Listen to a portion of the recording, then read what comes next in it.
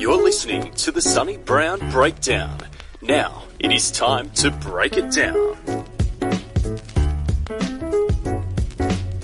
Welcome to episode number 27 of the Sonny Brown Breakdown. I'm your host, Sonny Brown, and in this episode, I talk to Ruadhán MacFadden from The Hero with 1,000 Holds.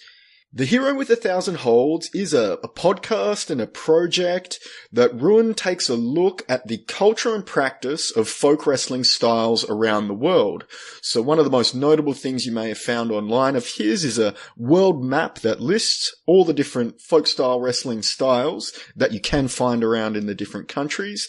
And he also looks at the travel, history, and kind of culture surrounding these styles in a podcast and website that he also runs. So we get into a discussion about some of the mythology and culture behind the development and practice of these wrestling styles, how pins were developed and why they were such a clear way to determine a winner all around the world in the different styles, and some of those styles being Icelandic Glima and one of his specialties, which is Irish collar and elbow wrestling, and where we talk about the Irish heel hook and what that is and how those guys were known as scufflers back in the day. And I found it a really interesting conversation just to get that kind of historical context to this sport that does seem to be all-encompassing with every culture in the world. So it's a great little conversation, and hope you enjoy it. Of course, if you do, please leave me a review on iTunes, and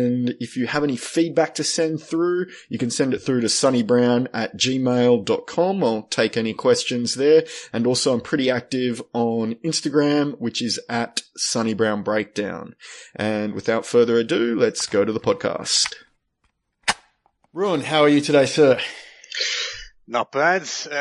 As we were just kind of saying there in the little chat beforehand, I mean, it's Saturday morning here at the moment in Germany, but Saturday mornings and every other morning at the moment, there's not really much of a difference between them. So all in all, not bad, but you don't, I'm not on the same, welcome to the weekend kick as usual. It's definitely, the times have been changing on that regard for sure.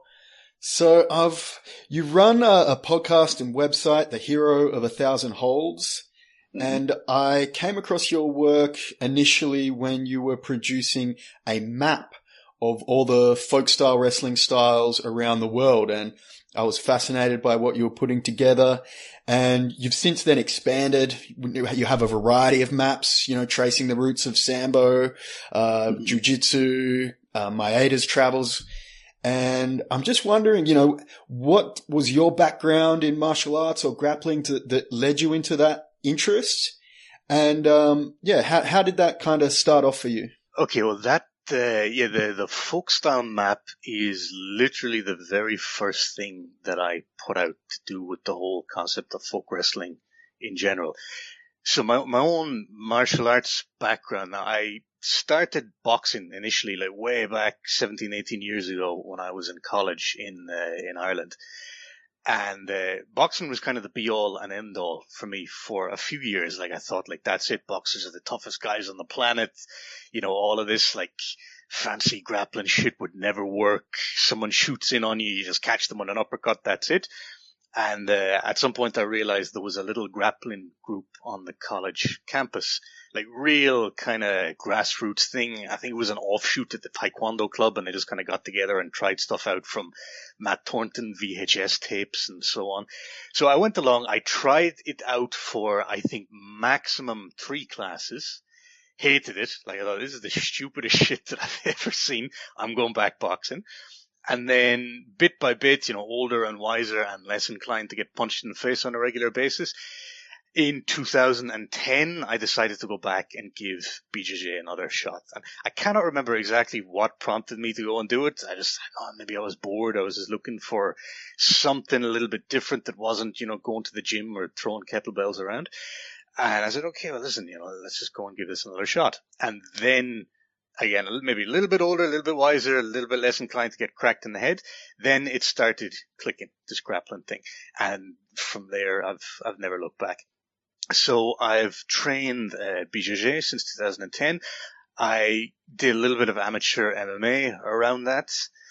I usually just say I do grappling. Like, I rarely say, okay, I do BJJ or I do jiu-jitsu, because I've been lucky enough that just through training partners and through various coaches we've had, there's been a lot of kind of very non-BJJ centric influence coming in. So our head coach, he is back in the US now, so he comes from a wrestling background. So he was wrestling from the age of 5 or 6 or whatever. So he immediately introduced a lot of wrestling in the American collegiate sense style of things that the average BJJ school, at least in Germany, where there's not as much of a wrestling presence, just didn't have. So we were doing, a lot of, pommeling upper body work, shots and sprawls, very, very traditional wrestling centric setups that you just generally don't see in the framework at BJJ at all. We're doing a lot of judo stuff because he was a black belt in judo. So I have always just said, listen, I train grappling because I do a lot of stuff that the average BJJ person wouldn't. There are actually a lot of aspects of BJJ that I just kind of willingly don't engage with because I'm not that interested in it. So I've never been much of a gi person. I don't play a lot of lapel, or I don't play a lot of spider guard. So that aspect of BJJ I kind of just leave by the wayside. So, someone might look at what I do, my game, and they say, well, yeah, okay, but it's not very BJJ per se. You're not making use of a lot of these tools like the gi that many people would argue kind of characterize the style. So I would often just say I train grappling. I am a brown belt in BJJ. BJJ is definitely the foundation of my grappling style, but I and we as a whole here in our little group are very much, we do a lot of stand-up, we do a lot of no-gi, we're very open to just like, hey, pick this, see if it works, pick this, see if it works. So that's my kind of grappling background, is drawing upon these different stylistic influences. And just me personally, I've always liked things like history, other cultures, other languages. I love traveling, and that's something that I've been really fortunate to be able to do since I've moved to Germany, because, you're right in the middle of Europe. You can hop in your car and you can drive to, a dozen different countries for the weekend if you want. Frankfurt Airport's right up the road, huge international hub, so it's very easy to fly to places without having to jump through 4 or 5 different connections. So I love traveling. I love just learning more about other parts of the world, other people, how they live, how they speak, where they came from, where they're going. And then bit by bit, these two kind of sides, or these two hobbies, let's say, kind of overlapped. So the grappling side and just the history, culture, languages, travel side. And the first thing that emerged out of that was the Folkstyle map, which you saw. And then everything just kind of started expanding from there. Like, organically, I thought, well, this is an idea that I could put on a map. This is an idea. This is an idea. And then all of a sudden I have a podcast. So it was never planned. It was just bit by bit by bit. And then here we are today. Yeah, that's generally how things will sometimes start. You just, the first little toe in the water, and then all of a sudden you're all the way in. So when you're, putting together this map of all those folk wrestling styles, which is a great map that we'll put a link to. I recommend everyone check it out. How do you actually start, figuring out, where all those folk styles are coming from, what to include in the map, what to leave out? What was your actual process around going that? Okay, well, the first thing I should definitely mention is when someone goes and checks out that map, you will probably notice things missing. And, when I posted that map on Reddit and Instagram and Facebook and various different places, and, invariably you'd have a comment, someone saying, but, this isn't there, or why did you put this style in and not the other? So it is 100% not supposed to be an absolutely comprehensive overview of every folk wrestling style that has ever been practiced. That, I think, would just not be visually possible to represent on one map, because there are so many of them. There are so many little things that, you might not even recognize as a style. It was just something that was practiced in one little village in the Swiss Alps for 2 years back in the 19th century. They didn't even have a name for it, and you can't put that on a map. So my first realization was that, okay, this is going to have to be incomplete. There's no way I'm going to be able to get everything on there. So I made peace with that. I said, look, this is just how it's going to be. This is the nature of a map. It has limited space to include things on. So I started focusing on, let's call them the bigger styles, the ones that I had already heard of, like Shuaijiao from China, Mongolian wrestling. There's actually a few different variants of Mongolian wrestling. There's a lot of European styles that are still practiced fairly extensively on a regional level, at least, like Goren in Brittany in the northwest of France, Backhold, of course, from Scotland. So I just started first with those big ones that I've heard of. I was like, okay, so that goes here, that goes here. And then I started drilling down and trying to find things that I hadn't heard of already, things that are a little bit more obscure and a little bit even more regional.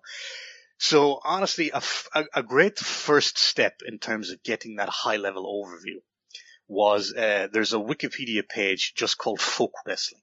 And that has a pretty nice overview of styles per country and then sometimes per region of that country. Now, I would never recommend to anyone that you use Wikipedia as the be-all and end-all source. Because while I was working my way through that page, I found some styles that were listed there that I couldn't find a single other reference to online. So I was like, okay, that one's interesting. It's from this little Polynesian island, like off in the middle of the Pacific. And I said, okay, I'm going to try and find that elsewhere. Just throw it into Google. And every single reference leads back to that Wikipedia page, which is a little bit questionable. I was like, okay, so this was never mentioned in any books. It was never mentioned in any academic papers. It's literally just on this page. Something like that, that's going to get excluded. Because I'm not going to base, this is not an academic map. It's something I made for fun. But Wikipedia is a good kind of a high-level overview, a jumping-off point you can use to then start conducting your own more in-depth research. That folk wrestling page was great because it pointed me in the right direction. But every single style that I then chose to put on that map, I would always go and verify it somewhere else. So find, okay, is there a YouTube video of it being practiced? Is it referenced in some kind of a paper? Is it referenced in some kind of a book? That was the criteria. But even then, of course, you have to exclude certain things. And then I would probably have used some kind of criteria like, well, I've already got, 8 styles in India. I don't need a 9th one taking up space that I could put a little box pointing over to this Armenian style or something like that. So it was a mix between trying to be very comprehensive and trying to really illustrate just how widespread grappling was, but also trying to be fair in the sense that not over prioritizing one part of the world. So not having 10 arrows pointing to Central Asia, which you could easily do because those guys fucking love wrestling, and then having South America entirely blank. So it's balance, also aesthetics as well. You have to figure out where the boxes are going to fit.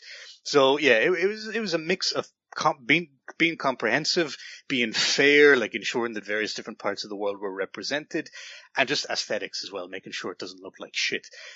That map is now about 1.5 years old, and when I look back at it, there's already multiple things that I would change. While researching the podcast, there are dozens of other styles that I've come across, and I'd be like, oh fuck, if I knew about that, that would have been the perfect little thing to fit in here. But it is what it is. It was the first thing that I made. I'm really happy at how it turned out. It was the starting point for this podcast project that I love. But yeah, it's no piece of work is ever going to be perfect. I think there's always going to be little tweaks that you could conceivably make in hindsight. That's great. I do like the idea that you might need to update the map in the future like maps were originally made, where there was only partial information and then you're actually updating it as newer information comes to light. That's great to think about.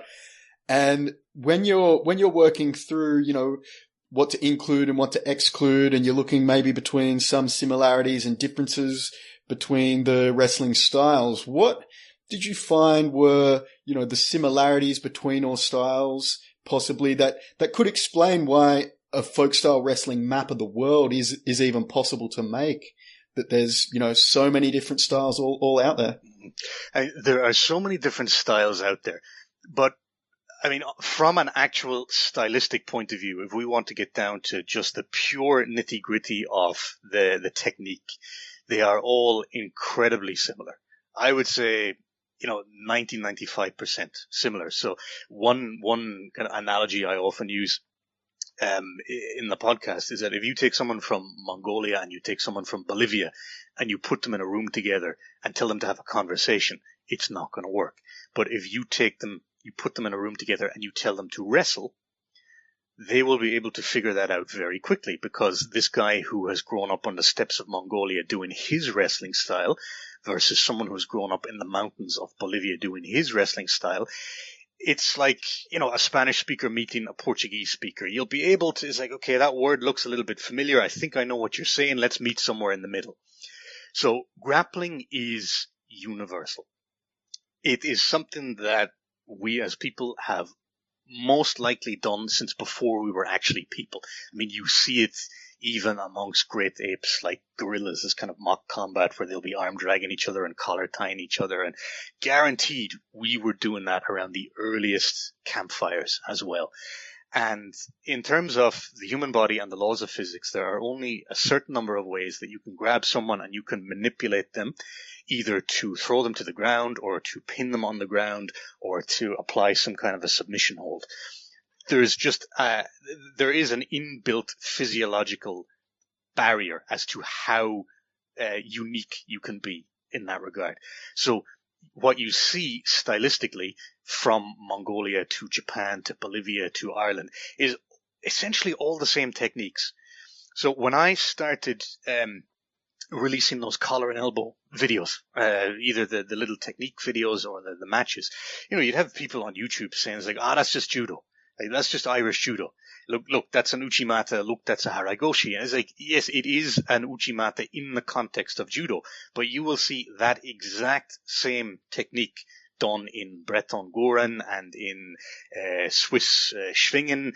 Any form of jacket wrestling where your goal is to grab that person and put them on the ground, they will have figured out that technique. It's not called an uchimata because, there is no link with judo. It's older than judo. Some people I think on YouTube tend to think judo is like this ancient thing that has always been around, whereas in fact it's more like 120 years old, and these people in the mountains in Switzerland have been throwing each other around a lot longer than that. So from a stylistic point of view, there's really not much variation, which makes it actually more unusual when you come across a style that actually does look a little bit unique, like Glima up in Iceland, which is one I did an episode on there recently. And I was lucky enough to go up to the Globetrotters camp last year and actually do a Glima match. That looks quite different from what we would consider standard grappling in a global context. Or there's a style from Mato Grosso province in Brazil called Huka Huka, where they start on their knees, like very typical white belt PJJ style, like it takes place on the knees. That's very unusual. But those are the outliers. Those are the ones where you say, like, oh, geez, that's interesting. Because guaranteed everywhere else, if you take that map that I built and you just throw a dart at it randomly, the style that dart hits is probably going to look almost exactly the same as the style that dart hits versus the style that dart hits. So the similarities can be very easily explained by the fact that this need to grapple for fun or for glory or out of necessity, if it's a conflict, is just part of us as human beings, just like language is. And because our bodies are built a certain way, and as I said, the laws of physics do not change from country to country, it just, through convergent evolution, has to emerge in a particular form.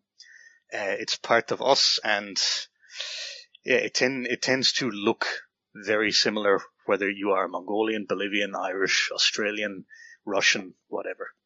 Yeah, I like that, and can sympathize with you getting those comments on the judo throw names, because I at least get a few every week from judokas who are correcting me on my throw terminology. So they do seem to enjoy that. And yeah, I guess it is that thing that's universal in human experience, but there's something when people take their sport, make some rules, kind of give it a name, write it down, that gives it that mark in history that I guess then we can now go back and trace and find out. Does that make sense? It's like Yeah, what I really gravitate towards, just in terms of personal interest, is the culture surrounding a style.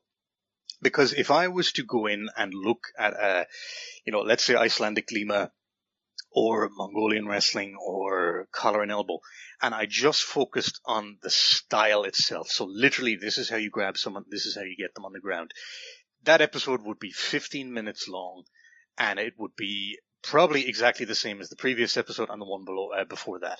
Because, surprise, surprise, you grab someone exactly the same from continent to continent and you pin them in the same way as well.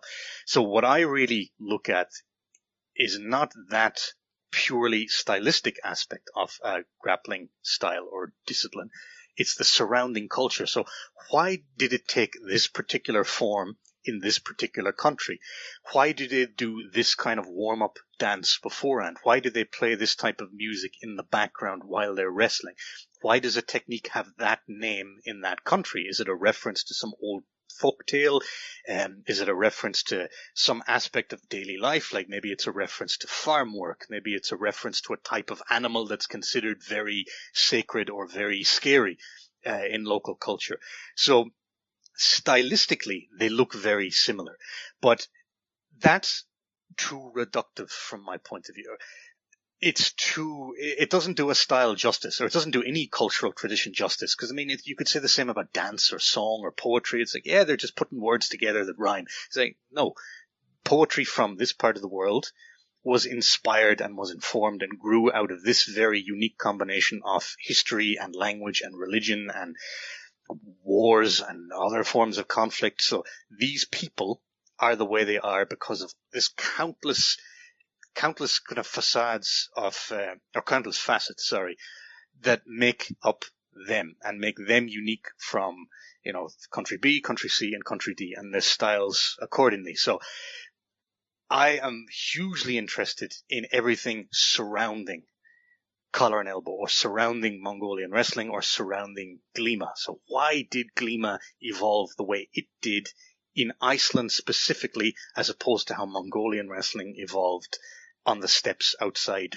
Ulaanbaatar? So that's what I really try and dive in and explore. That makes sense, and I love the comparison to like dancing or poetry. And yeah, you're right. It just saying that they're just moving their feet around obviously isn't going to give anything justice that it properly deserves. Out of curiosity, what are some of then the most interesting, cultural influences, or, maybe peculiar ones, because I'm sure a couple have come up, that influence the, those folk wrestling styles that you've been researching? Oh man, there's a few. Shit, I should have had a little bullet list. Okay, off the top of my head. Okay, so if you Google Mongolian wrestling, and there's a few different variants of Mongolian wrestling, like in Mongolia itself, in what's called Inner Mongolia, which is part of China, and in some parts of Russia around Lake Baikal, where there's like the Buryat people, they have their own type of wrestling. But the standard version of Mongolian wrestling, the one that will probably pop up in Google Images if you throw that in, they wear this very distinctive costume. And I often say it's probably the least dignified grappling costume that I've ever seen. So again, if you Google it, you'll see exactly what I mean. If you can't Google it right now, they basically wear these like bright blue or pink Speedos, like briefs, and a kind of an open chested tank top and boots, kind of old herdsman's boots. So you look at it in isolation and you're like, Jesus Christ, like how did that emerge as the standard grappling contest? Because, from our perspective, you're like, this looks ridiculous. I would never step in a ring wearing that. But when you start reading, again, some of the at least proposed reasons behind that, then, it's always the same, like folklore and folk tales. It's like old wives' tales 5 generations ago. But the story, for instance, behind why they wear that unique type of open-chested, crop top, basically, is allegedly back in the day, back in Genghis Khan's days. We're talking, 500-600 years ago. They wrestled because the wrestling, archery, and horseback riding were the 3 manly sports in the Mongolian Empire. So every grown man wrestled. and they had wrestling competitions. And then this one wrestler showed up at one tournament and smashed everyone. Just like picked them up, boom, dropped them on their heads, won the top prize, which was probably something like 1,000 horses at the time. And then on the whatever the equivalent of the winner's podium was, revealed that she was a woman. So this Mongol woman came in and, allegedly smashed everyone. And all the wrestlers, all like the tough Mongol warriors were really embarrassed by this. We're like, fuck, how can we stop this from happening again? So they said, okay, standard wrestling attire from now on is you have to wear that open-chested wrestling like crop top so that you can't hide if you're a woman or not. So that's one story at least. And I mean, even if it's not true, it's part of the culture surrounding it that kind of builds up a picture of them and their history. So that one I really liked, even if it possibly is bullshit. Hey, I asked for a peculiar little thing of culture, and I certainly got one with that. That's I like that story. Just got me thinking maybe if there is anything else that was like a part of mythology that is there any tales of anything supernatural or anything like that's influenced the folk styles that come to mind? Oh, influenced in terms of, well, I don't think influenced in terms of technique. Names definitely, yeah, because I mean, you will often see in mythology and folklore, gods are depicted as being very powerful in terms of martial arts or in terms of prowess on the battlefield. So you will very frequently see references to wrestling matches in Nordic mythology, in Indian mythology, in the Epic of Gilgamesh, which is one of the old mythological tales. There's a wrestling match between Gilgamesh and who is initially his enemy and then becomes his friend Enkidu. So wrestling as a form of contest, as a means of establishing how powerful a character is, hugely common. And then that then trickles into things like the names of techniques or the deities or even the animals that you would identify with, because animals are another very common aspect of folktales, because animals, especially large predatory animals like bears, tigers, wolves, wherever there is a large predatory animal in the environment, that is usually something that is worshipped and or feared. And then the warrior class would often identify with that animal as a totem because it was something that was considered very fierce, very aggressive, very intimidating. So you will see in Mexico, among certain indigenous peoples, they identify with the jaguar. So there is a wrestling contest in Guerrero state in Mexico, and I don't know if it's held every year, but it certainly seems to be halfway regular, where they actually dress and they fight wearing jaguar masks. So kind of like luta libre style. You look at it initially, not lucha libre, sorry. Yep. Luta libre is the Brazilian thing. Lucha libre is the, Mexican pro wrestling, where traditionally they'll wear the very kind of elaborate full face masks.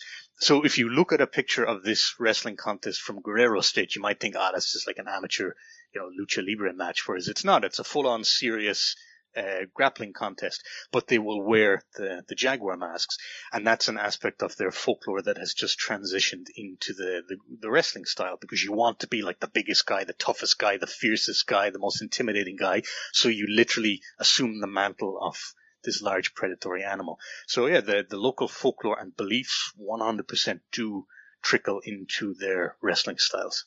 That's interesting. The way of trying to make yourself bigger than you appear. I was just thought, like, how fighters will give themselves nicknames. It's still that, you gotta bring that level of showmanship and everything up when you're even today. That's still there. So I'm wondering now that, we've got those commonalities between all the styles. And one thing that I've always thought of is, with the pin, or even just throwing people to the ground, it seems like, in my idea, maybe like, ground grappling seems to be more of a recent thing. I mean, recent, 100 years or whatever or so. But it seems like when you look at the folk style, it's all more just stand up grappling and, and then maybe the pin to win. Why do you think that is? What's the link to the pin? And, what are your thoughts around that? Yeah, well, no, first of all, like, that's entirely correct. So, going by the map that I built, which is, again, in itself incomplete, I added it up, and out of the 70-something styles that I put there, less than 10% involve any kind of prolonged ground fighting, and even less, again, involve submissions. So grappling in a global and historical context almost always revolved around a stand-up contest where you won if you threw the guy to the ground, and then in some cases pinned him. The pin is not even as common as you might think. Very often it is literally just you off-balance him and you make him hit the ground. And sometimes it is as little as making him touch the ground with any part of his body that is not the soles of his feet. So you think sumo, for instance, if you hit a snap down on a guy and he bases out with his hand to stop from face planting, you win. You have made him touch the ground with his hand. And from our perspective as БჯJ people, or just as modern submission-oriented grapplers, that seems incredibly excessive in terms of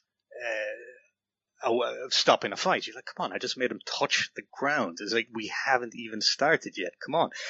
But ultimately, БჯJ, or any kind of ground-oriented and definitely submission-focused grappling style, is incredibly modern, and even nowadays is still an incredible outlier in terms of grappling as it has been practiced across human history. 95% of the time, if you were to snap your fingers and if you were to appear at a grappling tournament in any country at any period in history, and you said, okay, I'm going to try this out, what are the rules? It's probably going to be start on the feet, throw him. As soon as he hits the ground, that's it. You're done. The names of a lot of different wrestling styles around the world, when you break them down etymologically, they will often boil down to something like to lift, to twist, to throw, like to off balance. Now, as to why that was, I mean, in terms of the average grappling contest throughout history, and regardless of what country you're in,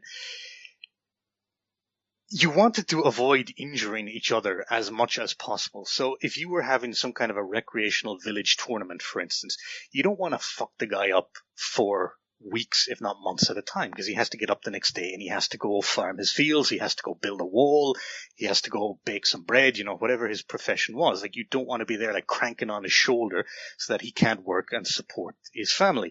You want a way that you can establish your strength, your skill, your balance over his in what would hopefully be a safe enough manner, because you had to live with these people. Wrestling was a communal activity.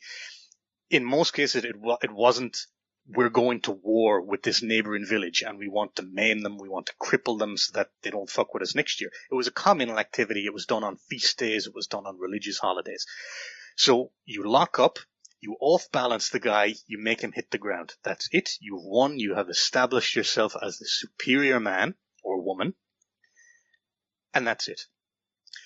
Prolonged wrestling on the ground, before the era of mats, was probably not that pleasant. I mean, you do have folk wrestling styles around the world that take place in sand pits or sawdust pits or just on grass. So you do see some type of groundwork in some styles. So there's certain styles in India, for instance, that take place in sand or in mud, and they spend a decent amount of time on the ground.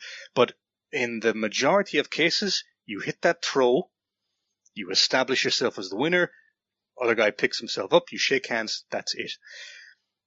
The pin particularly, or the pin, in addition to that, you could regard it as an additional way of establishing your superiority. So it wasn't, quote unquote, a fluke that I throw you. I get you down and I hold you there unambiguously, shoulders to the ground or back to the ground for a predetermined period of time. Now, I was in a discussion with a training partner of mine last year, and he had asked me, like, hey, why do you think pinning across the world is almost always shoulders to the ground or back to the ground?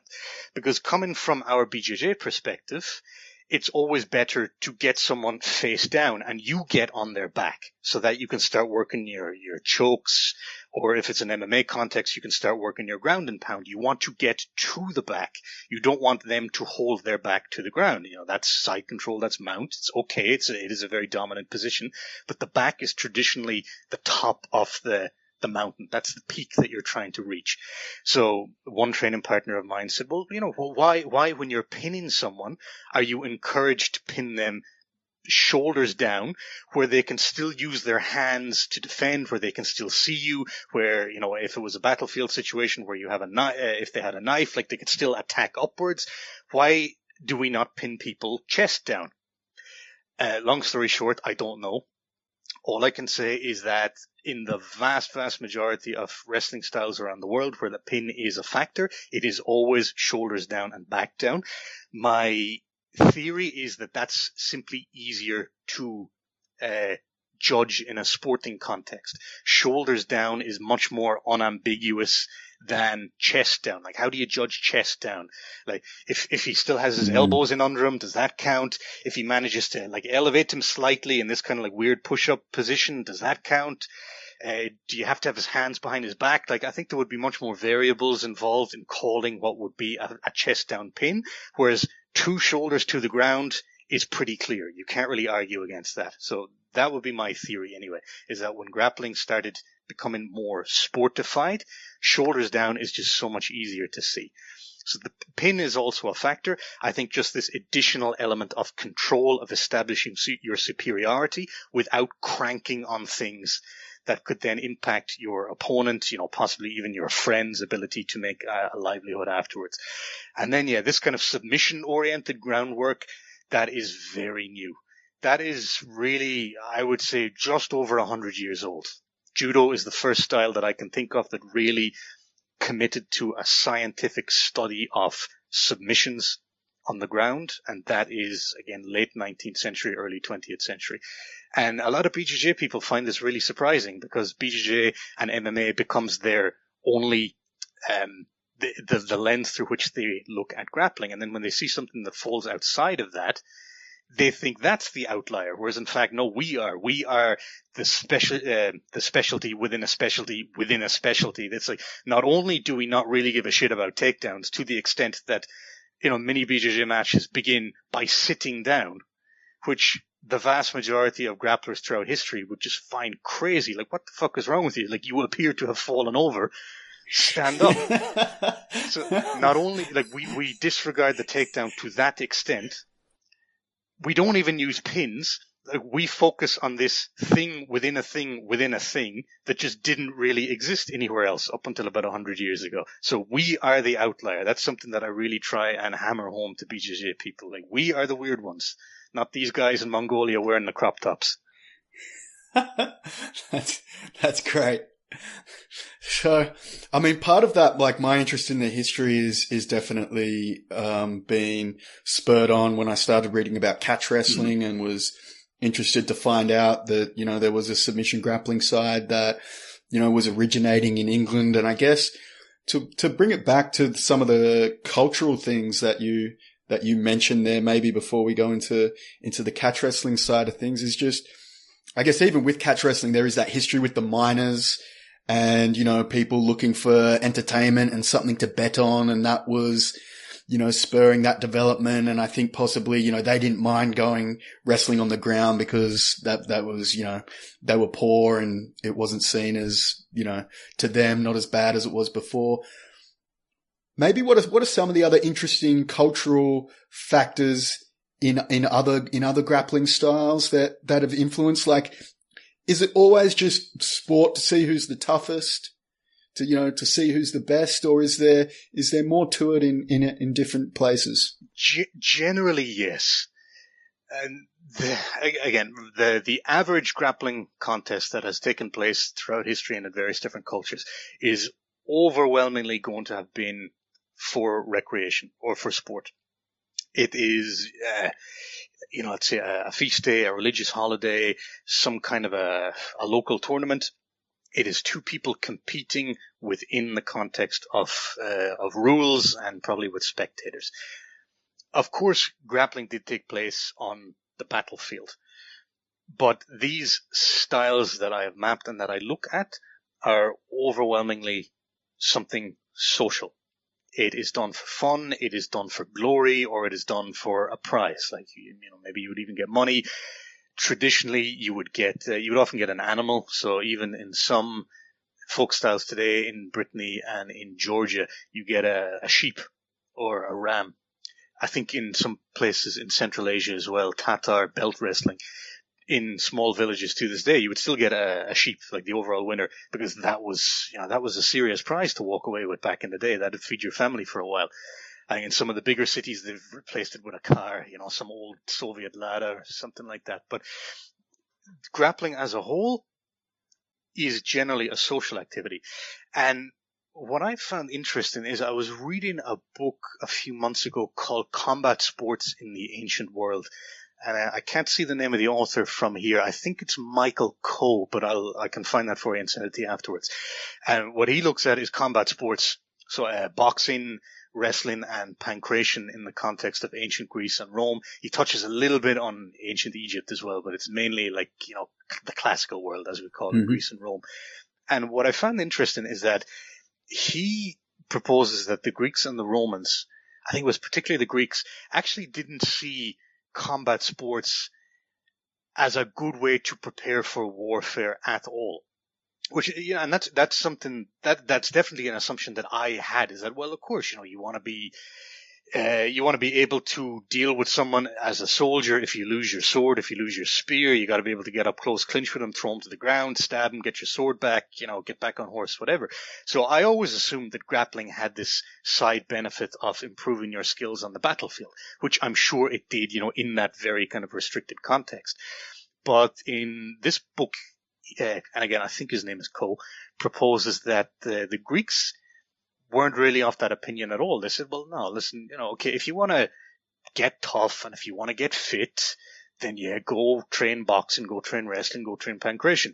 But if you want to be a good soldier, go train being a soldier, go do spear drills with your comrades, go do war games, like basically capture the flag. Especially in ancient Greek warfare where, you were in this line of hoplites in a phalanx and your job was to hold a shield and to just poke with a spear. Like, go drill that. That's how you get to be a better soldier. Like, don't go fucking spend like 20 hours a week, drilling collar ties or something. So that was an interesting perspective I found, because it actually clashed with a fairly strong assumption I had that, grappling was like that was a means of improving your ability to fight as a soldier.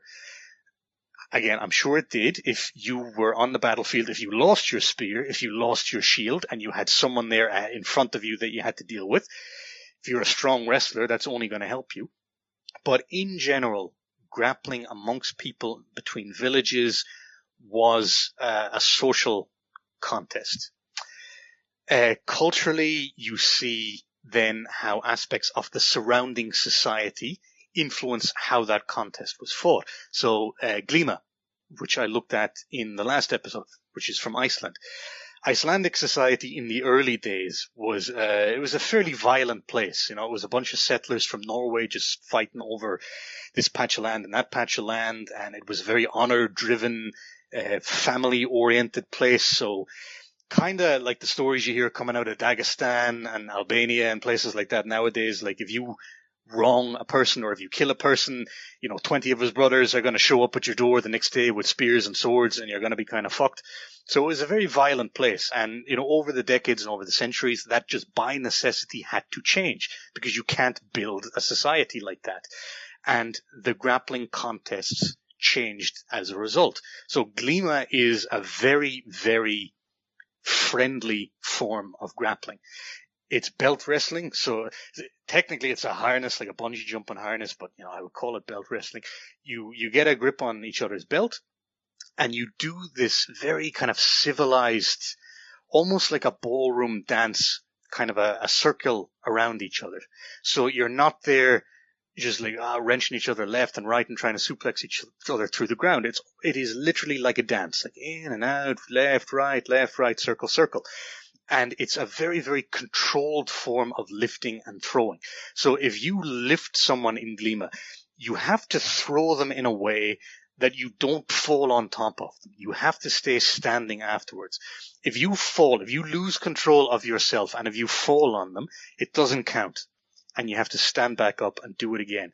And it's intended to enforce control. So not this, like the Makikomi style throws in judo where you just blast through it and you'll land on top of the guy, like you'll just drive yourself into his ribs.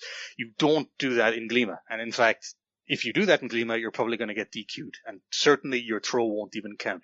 So you lift the guy, you bring him down, but you do it in a controlled way. So it's very friendly, it's very civilized, and that, I think, comes out of this kind of ongoing historical drive to make Icelandic society a little bit more civilized and a little bit more friendly, so that you don't kill some guy's brother in a wrestling match and then you get an axe in the back, while walking to the changing room. I like it. That makes sense, that just, they're wrestling just to keep it friendly and a bit of a cultural enjoyment side of things. I've just, maybe this is a bit off topic and it is a joke, but is there any kind of historical precedent that you know of for participation medals in these kind of things? Because, that's always something that gets people fired up. No. I mean, medals, any kind, prizes did occasionally happen. Right? The winner might get a sheep, and then if you did well, I don't know, you get a glass of sheep milk or something like that. But okay, so nothing for just showing up. I know that's a topic of hot debate for many people. You don't get ridiculed by the other villagers. That's probably the best you can hope for. There you go. That one works. So I like that now we're going back into those styles. And like I said before, the catch wrestling for me was just a little personal interest, but it's always I read about that. They date it back to around 1870, but then there's always this mention that it probably goes back further into Irish collar and elbow. That's kind of, where things end up for me, and I've always put that off. That 1870 is a good point for me. The start of it. Is that can catch go back further than that, or just how do we get back to Irish collar and elbow? Well, okay, I'll be honest. I don't know much about catch wrestling. I mean, I know the basics definitely, but I haven't delved into the nitty-gritty and the history that much. And there's a very simple reason for that, is because a lot of other people have. So I think you recently had, was it Jake Shannon? And, you have a lot of catch scholars out there, people that have devoted a lot of time to looking into the history.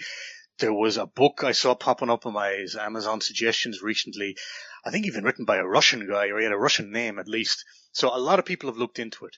And I legitimately don't think I have anything new to offer in that regard. I think there are a lot of people looking at it. Now, in terms of links with collar and elbow, I've heard this proposed. I can't remember where I've heard it proposed. I have heard it before. Now, based on what I've looked at regarding collar and elbow, I've looked at collar and elbow in Ireland, and I've looked at collar and elbow in the US. And even though it is an Irish style, it actually was, I think, even significantly more popular in the US because so many Irish immigrants went there and you just had more people to take it up. And I have heard that collar and elbow and catch mixed quite strongly in the US because you had people from all these different immigrant backgrounds. You would have what were called mixed wrestling shows. So you would have people who would wrestle 3 rounds under 3 different types of rules. So the first round might be collar and elbow. The second round might be Greco, and the third might be catch. And then it would be best 2 out of 3. So there was a lot of contact between these various different wrestling styles. And I am sure a lot of exchange in terms of techniques. Now, in terms of contact back in Ireland and in the UK for catch, I haven't heard of any contact in that regard. So there was obviously a lot of contact between the two countries. I mean, Ireland was a British colony at that point, so a lot of Irish people travelled to the UK to work. And, UK, I suppose British people wouldn't really have traveled to Ireland to work, but there would have been a lot of cultural exchange between the two. So I am entirely sure that there would have been wrestling matches between Irish immigrants and Lancashire miners, or vice versa. Maybe some guy from Lancashire come over to work in some mines in Ireland. So I am entirely sure there would have been contact between the two styles. In terms of technique, I don't know how much they actually influenced each other. And I cannot definitively say that Irish collar and elbow influenced what was happening in Lancashire. Lancashire, or catch, again, if I understand correctly, is usually considered to have emerged out of like local Lancashire style. And I think it's the Cumberland and Westmoreland style, I think, which is a type of backhold wrestling. And as far as I understand, it was more the interplay between those two that resulted in what we would now call catch wrestling. So this kind of more submission-oriented ground fighting. It is entirely possible that collar and elbow was in the mix there somewhere as well, because again, I'm 100% there was some Irish guy in there saying like, okay, no, hang on, let's try this. But I can't say for sure. And back home in Ireland, I don't know of any definitive like catch influence or vice versa. So I would leave that up to more the catch historians, because it's just not my area, and I end up saying some half-remembered fact from Wikipedia that I'll get incorrect. That's me every time, mate. Don't worry. But so Irish collar and elbow is certainly your area, though. You've done a lot of work on that in particular, even leading up to you holding some Irish collar and elbow matches at BJJ Globetrotters camp. I think last year it was. So I'm wondering, if you can just give us an overview. Maybe people haven't heard about Irish collar and elbow before. Give us a bit of an overview for it and how it led up to to where we are, where your interest today is with it. Yeah, well, first of all, if anyone hasn't heard of Irish collar and elbow, do not be in any way embarrassed, because I think no one in Ireland has heard of it either at all. Seriously, like when I started, quote unquote, promoting it and sharing the podcast episode in Irish BJJ groups, every single comment from people who had been doing BJJ for 15, 20 years was like, Jesus Christ, I never knew we used to have this old wrestling style of ours, because it is completely extinct in Ireland. I mean, to the extent that I even asked my father about it, and he has been into sport and combat sports for his entire life. He grew up in an Irish-speaking part of Ireland, so a very traditional place where a lot of the old culture is still preserved. Never heard of it. So it has disappeared to an incredible extent. So yeah, number one, do not be embarrassed if you haven't heard of it, because that's perfectly normal. Now, in terms of how it looked, that was kind of the first challenge that I had to face, because how it looked, how it worked, there are no manuals at all.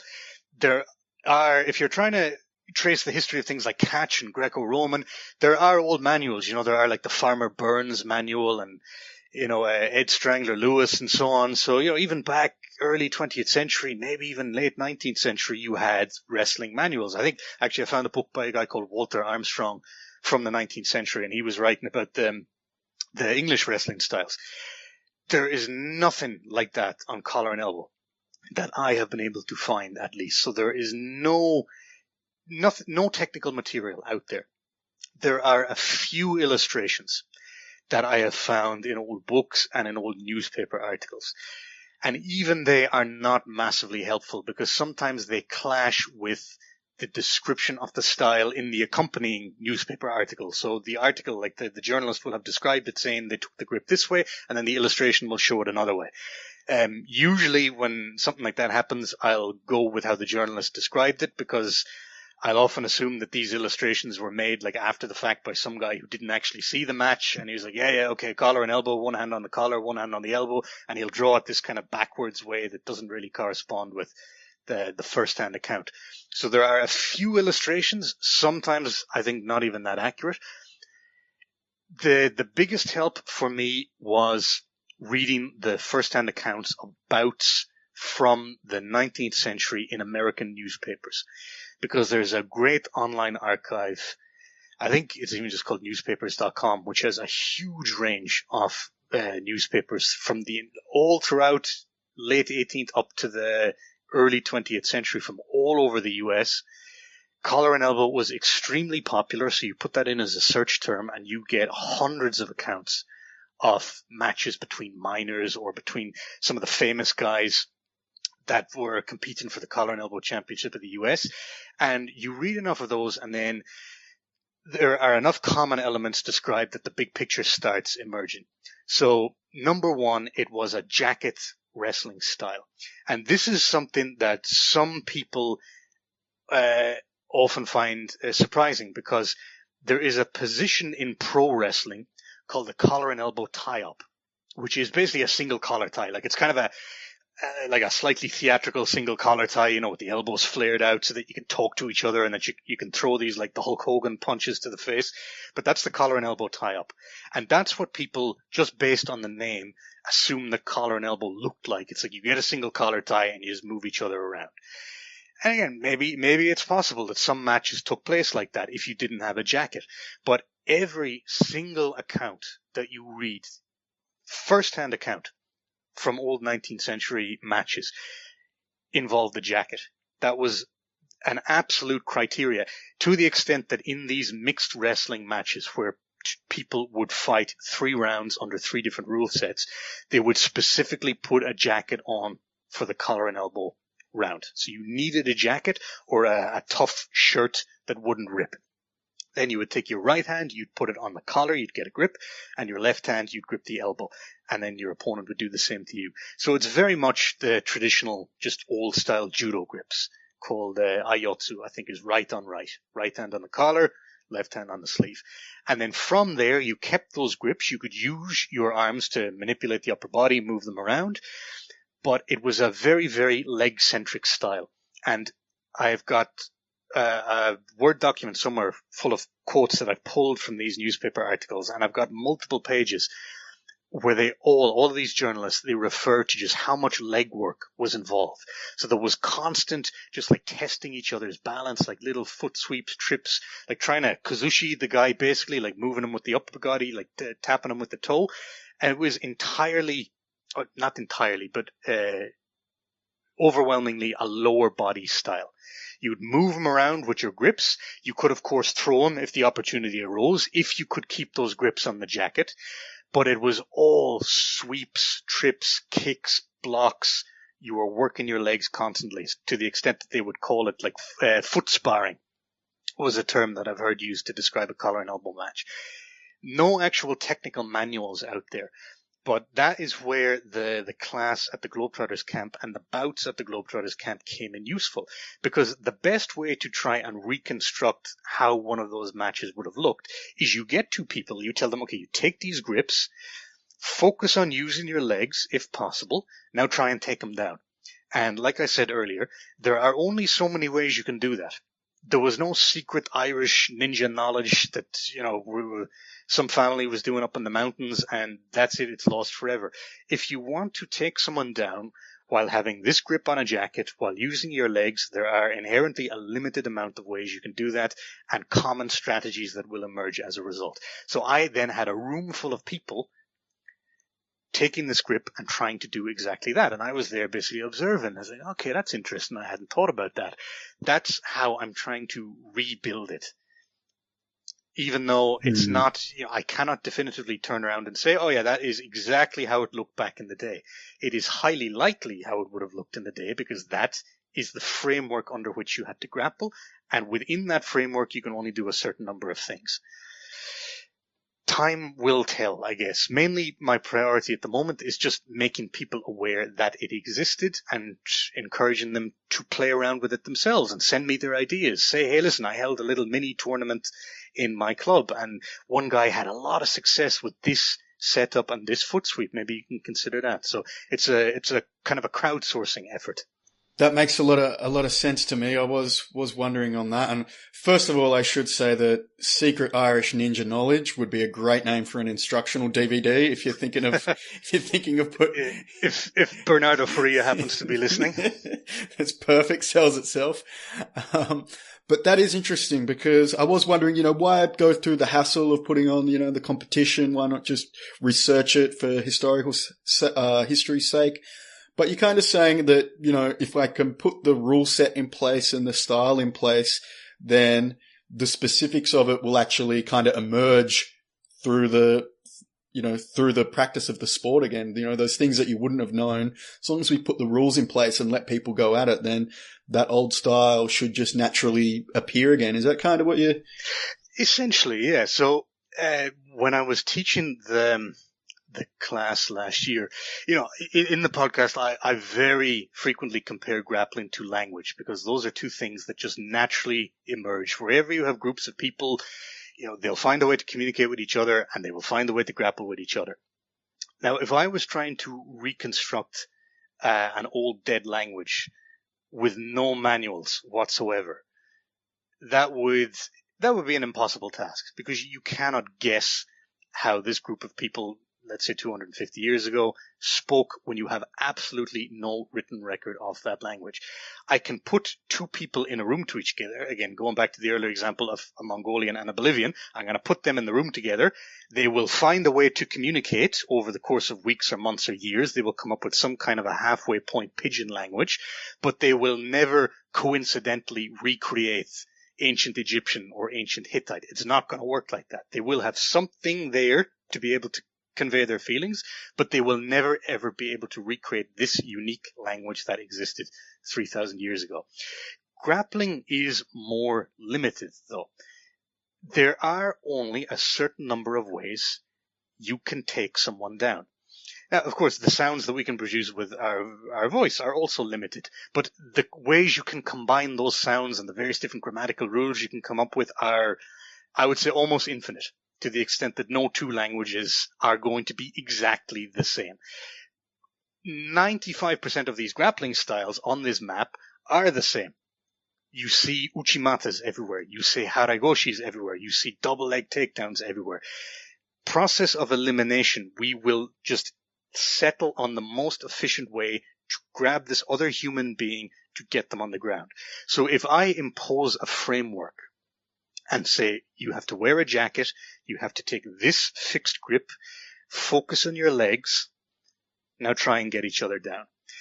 Bit by bit, not immediately, but if those two people or if a group of people start playing around with this framework, I do think that old style will emerge again. Maybe not exactly, but very, very closely, because you cannot take anyone down differently in 2020 than you could have in the year 1820 within the context of that framework.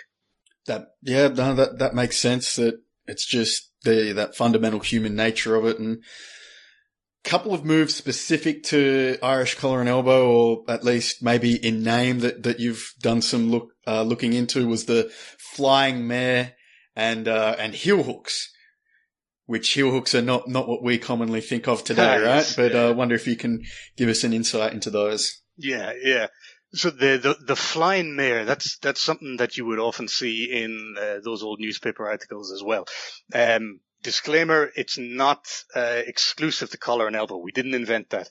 The oldest reference that I can see to it comes from Cornish wrestling, so from Cornwall in the southwest of England.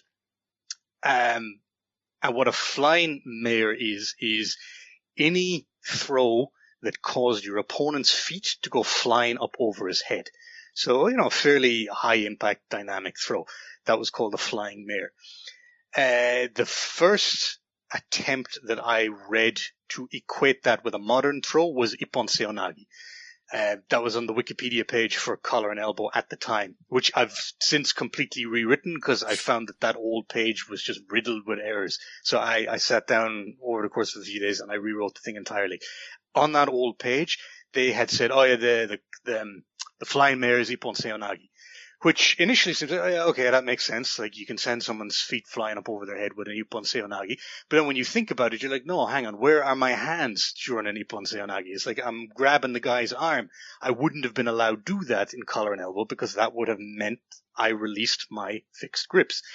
So I thought, well, okay, let's stick roughly within the framework of Seoinage, maybe something like Marote Seoinage, where you can keep the collar grip and you can keep the sleeve grip and you can still do that dynamic, basically, if you would call it a hip throw, but you would send someone's feet flying up over their head. So, again, I would propose that is basically how a flying mare would have looked in collar and elbow, is a Marote Seoinage in modern judo.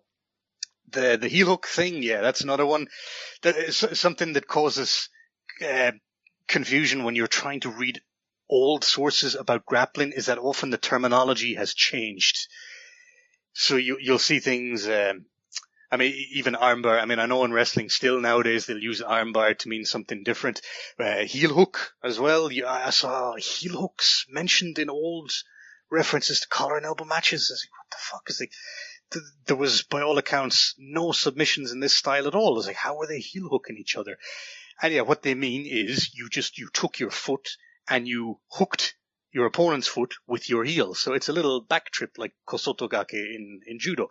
Literally, you hook your opponent's foot with your heel. That was a heel hook. Or a leg lock.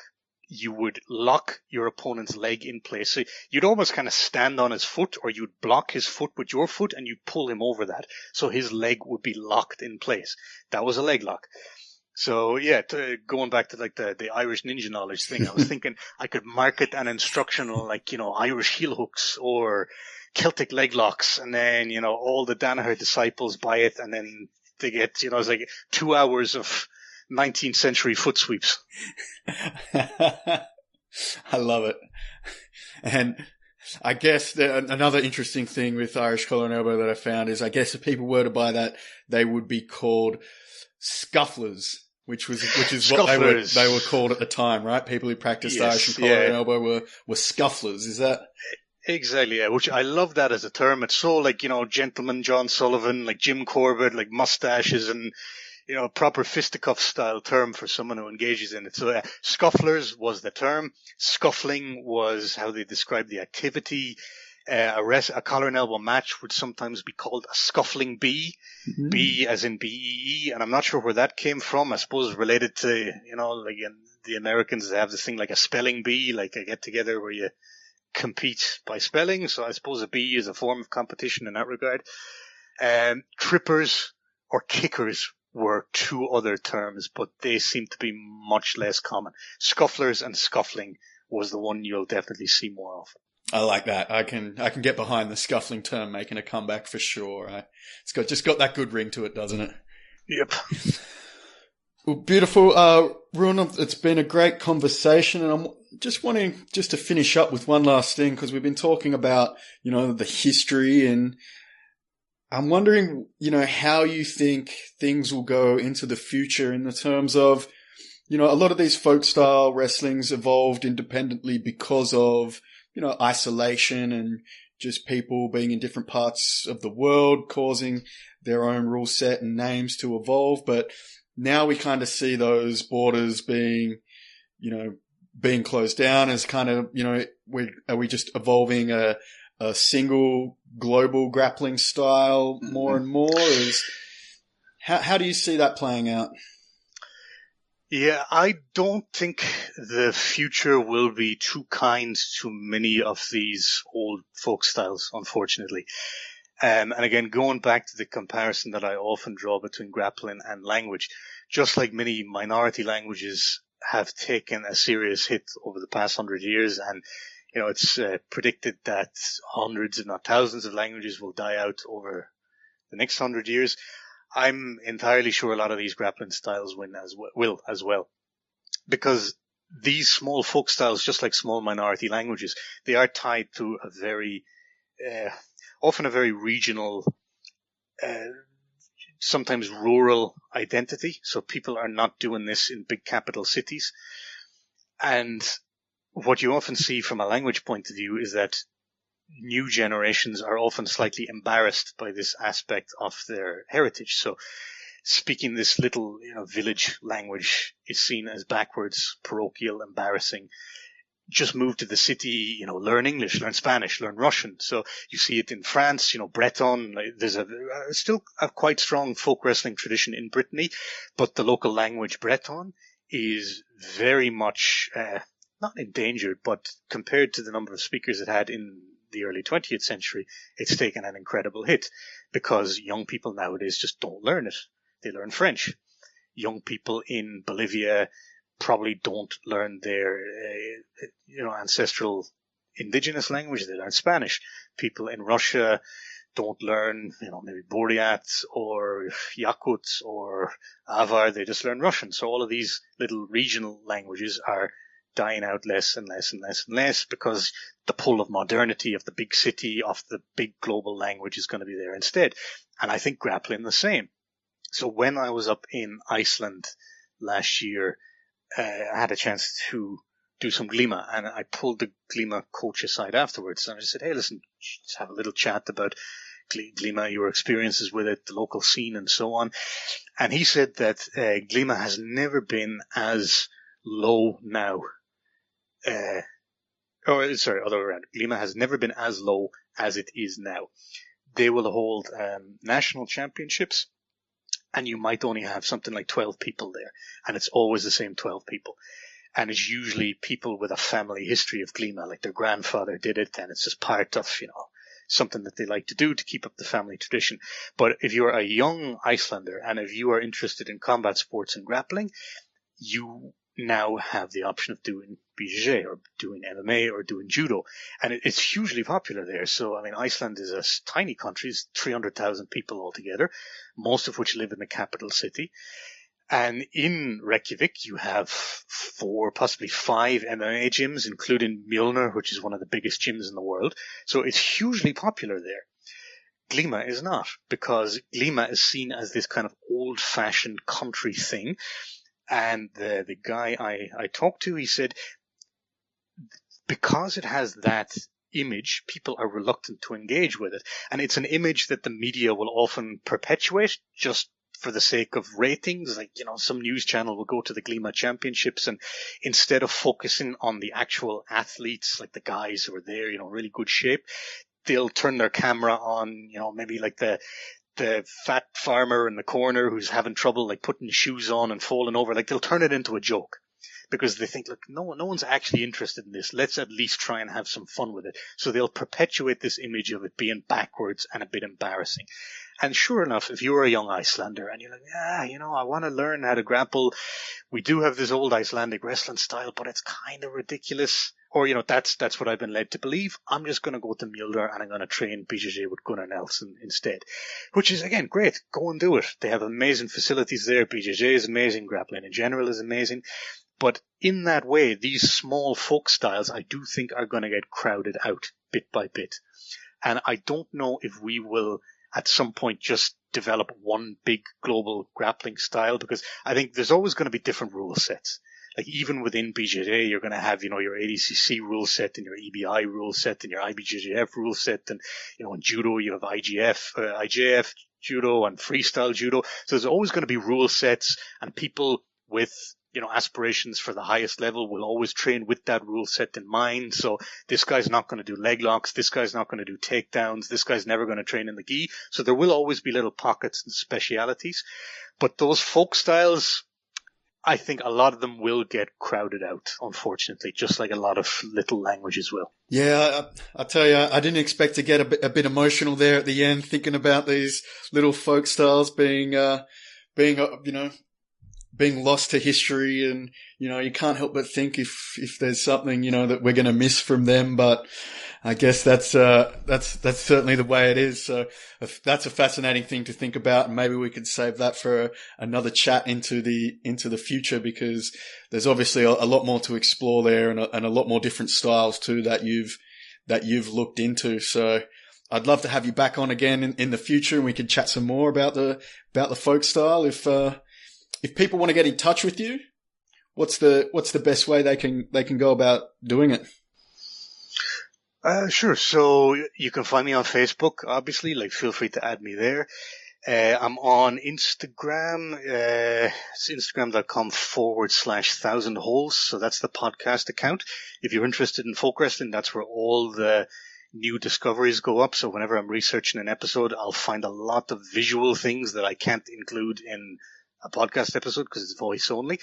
All the maps, all the newspaper articles, all the old pictures, old drawings, they all go up on Instagram. So if you like folk wrestling, check that out. There's the website, 1000holds.net, where you can listen to the actual podcast itself. It's up on iTunes, Spotify, Stitcher, I think, as well. So there's a few different places you can listen to it.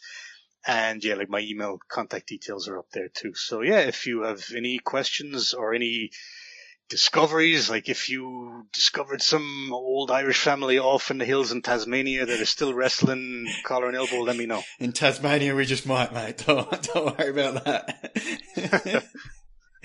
All right, Ruadhán, thank you so much for your time, mate. I'll love to chat again in the future.